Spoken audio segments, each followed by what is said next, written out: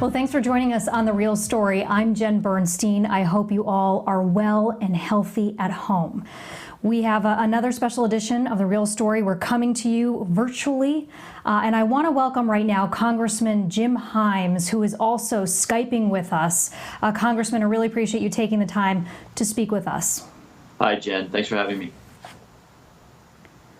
right, so tell me first of all what it looks like to be a congressman right now in this time period. Normally you're meeting with constituents or you're in Washington. How is your time filled, and how are you and your family holding up? Yeah, well, thank you for asking. We're doing great. Thank God we are all here together and observing, of course, all the rules about not going out unless it's absolutely necessary. But yeah, good question. This is a very different way of being a congressman than I've ever experienced. It is everything from being on the phone with Speaker Pelosi to talk about what more needs to be done to follow up on the CARES Act to there's a guy down the street with a box of masks in his garage, and what can we do to make sure those get used, and everything in between. Of course, a big part of this is having passed the $2 trillion CARES Act, it's making sure that everybody, and there are so many people out there who are suffering, who are losing their jobs, that people really understand how they can get aid, and of course making sure that that aid actually gets delivered, whether it's to individuals or to small businesses or to churches, what have you. It's a lot of work. Yeah, let's talk about that stimulus package here. When can people expect those checks? We had heard, within 3 weeks when it was first passed last month. Governor Lamont had heard April 17th. Now we're hearing it may be sooner. When can money hit people's bank accounts? Yeah, so for the $1,200 check or payment that you're referring to, they will start going out very, very soon. Now, here's the critical thing, and people need to understand this, because if the IRS has people's information, and of course they're going to key this off of the last tax return you filed, either 2019 or 2018, and if that filing had direct deposit information in it, you may see an electronic transfer to your account, if you qualify, of course, as soon as in the next couple of days. I'm told by the Treasury Secretary that electronic transfers of people who qualify should be in the next couple of days. For people who don't file tax returns but who are getting some form of Social Security, either disability or regular Social Security, they should also see electronic transfers. Where it gets a little tricky is if somebody has never filed a tax return or hasn't filed a tax return recently, the checks that need to get mailed out, those checks will get mailed out at the rate of 5 million every single week. That's apparently the maximum capacity they can mail out, and that will go on for several weeks. So it's really in the interest of people who are out there who want to get that money sooner rather than later to make sure that the IRS has their information so that it can be electronically transferred. For those people who want to give that information, of course. So if you are worried that the IRS doesn't have that exact information, or you hadn't filed before, you're advising them to contact the IRS at this point?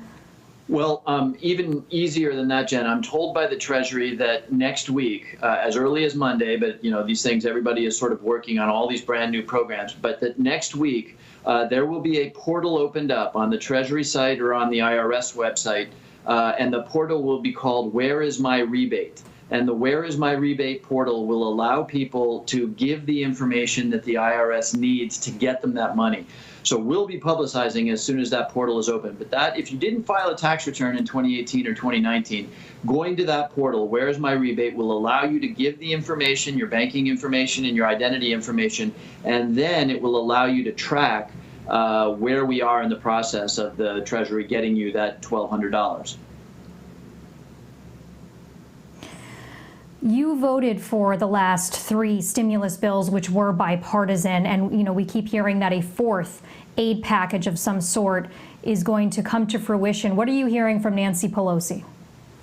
Well, this is obviously a joint effort, and we know a couple of things. We know, for example, that the $350 billion that was appropriated for the small business lending programs and forgivable loan programs, that we're probably a third of the way in sort of 4 or 5 days of operations, a third of the way in to to obligating that $350 billion. So we know already that that amount is going to need to be increased. And in fact, Mitch McConnell and President Trump have asked for more money. Nancy Pelosi, you asked about Speaker Pelosi. She has said, that's fine, we need that money, but we also need more money for our states. You know, our states are really the ones who are coordinating the building of hospitals, who are providing the Medicaid. Our states need money, and she's asking for $150 billion directly to the states. And this means that states don't need to raise people's income taxes to get made whole on the coronavirus. And then, of course, she's also saying that our hospitals and our community health centers, which are just overrun right now, also need some money. So what you're going to see in the next couple of days is that political dance and that negotiation occur. I'm pretty confident, though, that at some point next week we will have the outlines of the fourth package, because it's pretty clear that there were some holes in the big one, in the CARES Act, which, you know, was all about speed, right? That was about getting money to people now. And so now we're in the process of figuring out what else needs to get done.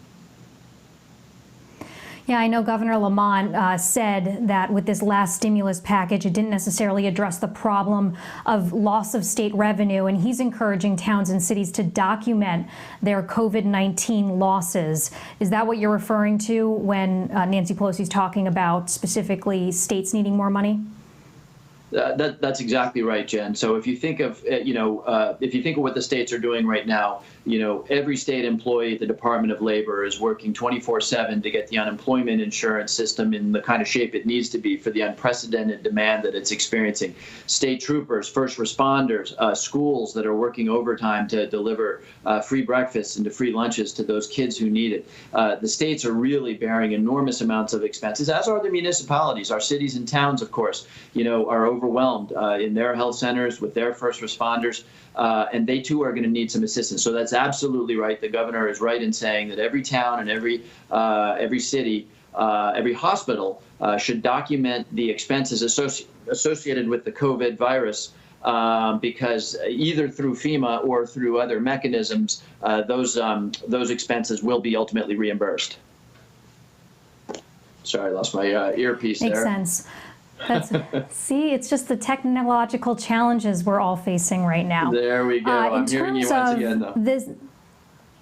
Okay, good. In terms of the stimulus bill or future stimulus bills, right? Because we might have this fourth one, but we could have more after that, depending on how long this goes, depending if we see these kind of rolling shutdowns into the fall at some point, which we don't know, but is a possibility. Do you think there could be more stimulus money for individual people and businesses moving forward? I know you had talked about how the business loans may increase because we've already gone through a lot of it, but what about those individual checks to people? Yeah, that's right. I mean, I think the negotiation right now centers on what we were talking about on the funds that are available to small businesses, which of course are about people, right? When money goes to small businesses, it goes to pay employees, right? To keep those employees employed so that they're not laid off and fired. So yeah, we call it small business forgivable loans, but at the end of the day, that money finds its way into the hands of people in order to keep them employed. But the other buckets of money that are being talked about right now are state and municipal funding and healthcare funding. You ask about individuals. The answer is yes. Clearly, if we get signals in the next couple of weeks that this is an economic recession that is likely to last more than, and I'm just sort of finger to the wind on these numbers, but if this recession is likely to last longer than a month or two, which I think is probable, there will be a need for additional direct aid to individuals. It's not being talked about right now because, again, we haven't even gotten out the $1,200 checks yet. But my guess is that if this thing drags on beyond a month or two, we are going to need to appropriate money for more direct aid to individuals. One of the biggest concerns expressed by governors across the state, and especially Governor Lamont, Governor Andrew Cuomo, is the states trying to get PPEs. They're all, bidding against each other to get ventilators. I know that New York, Connecticut, kind of the tri-state region up here has tried to pair together so that they're not competing, but it's driving up the price. These states are dealing with China, which they might not be normally in their wheelhouse. A lot of them think that the federal government might be more equipped to do that. What's the discussion in Washington about that right now? Yeah, it's been a frustrating one, Jen. I turn on the TV and watch the coronavirus task force led by Vice President Pence assure me that 3M and other manufacturers are working overtime, that there are millions of masks in the pipeline, and that everybody should get the PPE that they need. But that's just not what we're seeing on the ground here, particularly in southwestern Connecticut, where we've been at the epicenter of Connecticut's coronavirus outbreak. Well, that's just not what we're seeing.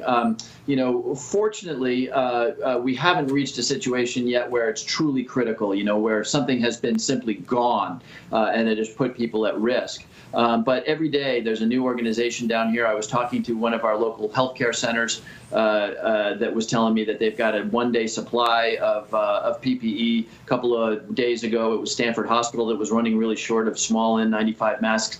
And so, we're just not getting the kind of support that we need out of the national stockpile. Now, we are getting some. And of course, individual philanthropists and individual businesses and contractors are really pitching in. People are finding that they can, individually purchase some of this stuff. Contractors and restaurants and others are finding that they've actually got inventories of this stuff and they're contributing it to local hospitals and health centers. But we're still not at a point where we have a reliable flow. And that's why I spend an awful lot of time agitating with FEMA, agitating with the Vice President's office, saying, hey, we've still got a real problem here and we need your help. We have to address the fact, obviously, that you represent Fairfield County and you are right on the edge of the hot zone, New York City. And Fairfield County's seen the largest number of coronavirus cases here in our state. Tell me, is there something in particular? I know there's probably a lot that keeps you up at night, but what's your biggest concern in the area you represent and where you live? Well, obviously, the biggest concern is what we've been talking about. We have seen roughly half the fatalities in Connecticut, right here in southwestern Connecticut in Fairfield County. And, we're not on the edge of the New York situation. I spend an awful lot of my time on the phone with FEMA and with the Vice President's office and with HHS, telling them you can't think of Connecticut, and particularly southwestern Connecticut, as separate from New York. We are contiguous, and New Rochelle, of course, had its own massive outbreak. In New Rochelle, you can practically throw a rock from the Connecticut border and hit New Rochelle. So I spent an awful lot of time explaining that, this came to us right up 95, right up the rail lines, and we've got a situation that is as serious as New York's situation.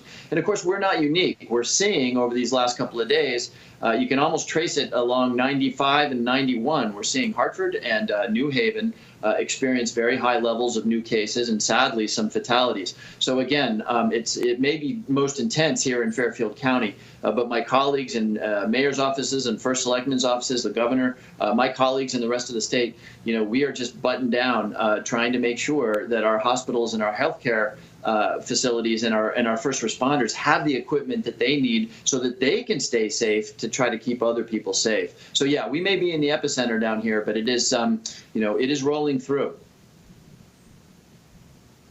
Yeah, COVID-19 doesn't know state boundaries, that's for sure. Congressman Jim Himes, I really appreciate you taking the time for this in-depth discussion, and you're always welcome on the program. Please be safe and be healthy.